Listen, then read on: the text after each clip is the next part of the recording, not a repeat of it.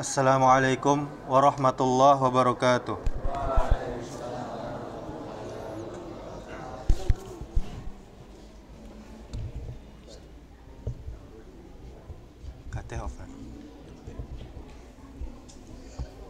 Alhamdulillahi rabbil alamin, wa bihi nasta'in ala umurid dunya waddin. Asyhadu an la ilaha illallah wahdahu la syarikalah, wa asyhadu anna Muhammadan abduhu wa rasuluh. Amma ba'du. Bapak Ibu kaum muslimin, kaum muslimat, jamaah zuhur yang dirahmati Allah Subhanahu wa taala. Kita bersyukur kepada Allah Subhanahu wa taala. Kita memuji Allah Subhanahu wa taala karena sampai saat ini Allah masih melimpahkan kepada kita begitu banyak nikmat, karunia-Nya, rahmat-Nya, sehingga dengan itu kita masih bisa beribadah kepadanya. Kemudian salawat serta salam kita mohonkan kepada Allah, semoga selalu tercurahkan untuk Nabi kita Muhammad sallallahu alaihi wasallam. Allahumma salli wa sallim wa barik ala Muhammadin wa ala alihi wa ashabihi ajmain. Bapak Ibu kaum muslimin, kaum muslimat yang dirahmati Allah Subhanahu wa taala. Disebutkan di dalam hadis Rasulullah sallallahu alaihi wasallam meminta perlindungan kepada Allah Subhanahu wa taala dari kepemimpinan orang-orang bodoh. Dalam hadis riwayat Ibnu Hibban dan At-Tabrani. Dan juga di dalam riwayat yang lain disebutkan para ulama salaf, ulama terdahulu seringkali mengulang-ulangi doa. Apa bunyi doanya? Allahumma inni a'udzubika min imaratis sibyani was sufaha. Allahumma inni a'udzubika min imaratis sibyani was sufaha. Apa artinya? Wahai Allah, sungguh kami berlindung kepadamu dari pemimpin yang kekanak-kanakan dan dari pemimpin yang bodoh. Bapak Ibu saudaraku yang dirahmati Allah Subhanahu wa taala, tadahkanlah tangan kita dan berdoalah dengan sepenuh harapan, sepenuh hati kepada Allah yang Maha menciptakan kita. Mohonlah kepadanya perlindungan dari pemimpin yang kekanak-kanakan tadi dan dari pemimpin yang bodoh. Inilah dua pemimpin yang amat sangat buruk, amat sangat jelek apabila dia menggenggam kekuasaan. Dia dapat menjadi sebab permasalahan, kemadorotan, dan juga kerusakan. Mintalah kita semuanya meminta kepada Allah dengan suara yang lirih, suara yang pelan, seraya kita merendahkan diri di hadapan Allah Subhanahu wa taala. Itulah doa yang kita dapati tuntunannya di dalam kitab Adabul Mufrad, yaitu salah satu kumpulan hadis-hadis riwayat Imam Bukhari.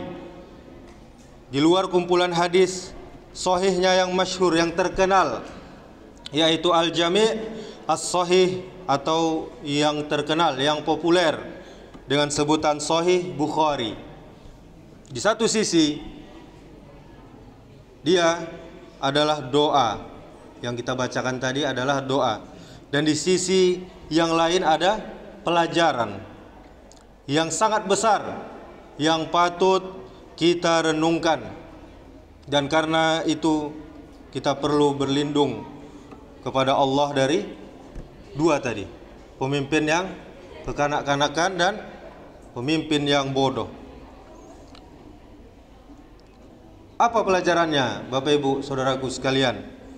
Bahwa yang menjadi pemimpin bagi suatu kelompok, bagi suatu wilayah, bagi suatu bangsa, tidaklah pasti orang yang mumpuni, orang yang pandai, orang yang berilmu dan memiliki kedewasaan di dalam berpikir yang sangat matang. Sangat mungkin, ini kata Rasulullah, seseorang menjadi pemimpin bagi suatu kaum, bagi suatu wilayah, padahal sifatnya kekanak-kanakan. Tidak pula matang pikirannya itu, maupun kepribadiannya. Meskipun usianya sudah cukup tua, tapi pikirannya masih kekanak-kanakan. Sebagaimana sangat mungkin pula seseorang yang tidak memiliki kapasitas, kemampuan sebagai pemimpin, bodoh pula menjadi pemimpin suatu masyarakat. Dia tidak mampu mengambil kebijakan sendiri secara matang, dan dia tidak mampu pikirannya itu membawa maslahat atau manfaat. Dia ceroboh di dalam bertindak, dan dia mengelak dari tanggung jawab atas berbagai keputusan-keputusan yang salah yang dia buat. Ini terjadi ketika sifat kekanak-kanakan dan kebodohan berkumpul menjadi satu pada diri seorang pemimpin. Karena itu, saudaraku sekalian, kita memohon kepada Allah Subhanahu wa taala yang Maha mengabulkan permintaan agar kita dijauhkan dari pemimpin yang seperti itu. Dan tak setiap kecerobohan yang menyengsarakan lahir dari kebodohan. Terkadang dia juga lahir dari kezaliman pemimpin yang tak mencintai rakyatnya.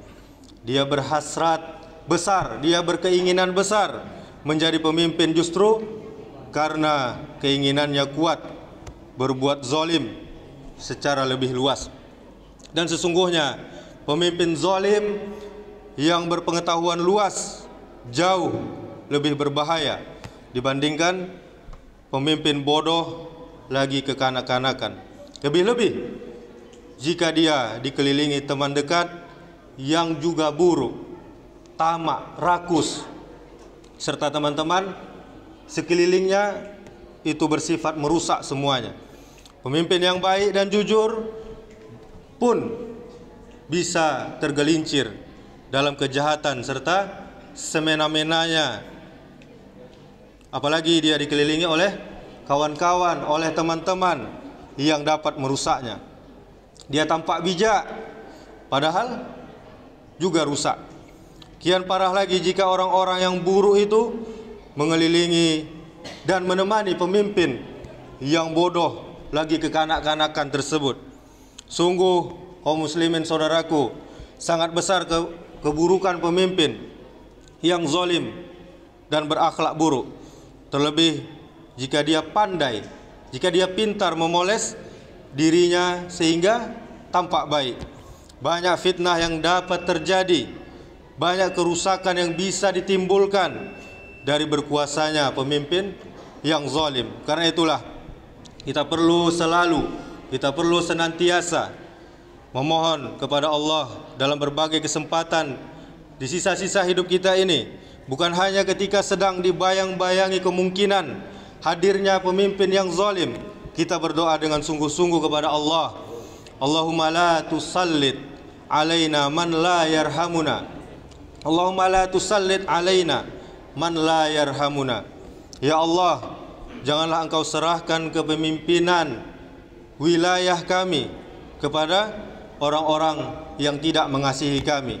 Hadis riwayat Tirmizi. Demikianlah, semoga Allah Subhanahu wa taala amanahkan orang yang soleh sebagai pemimpin kita, sehingga terciptanya baldatun thayyibatun wa rabbun ghafur, negeri yang baik dan diampuni oleh Allah Subhanahu wa taala. Subhanakallahumma wa bihamdika asyhadu an la ilaha illa anta astaghfiruka wa atubu ilaik. Wassalamualaikum warahmatullahi wabarakatuh.